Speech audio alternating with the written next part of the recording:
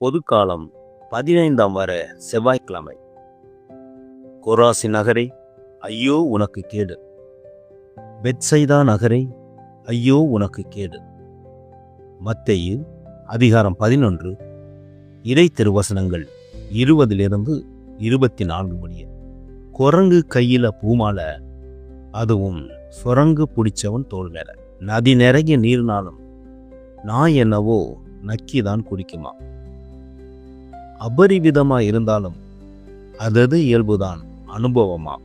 அபரிவிதமான ஆசீர்வாதத்தை ஆண்டவர் தந்தார் கலிலேயருக்கு.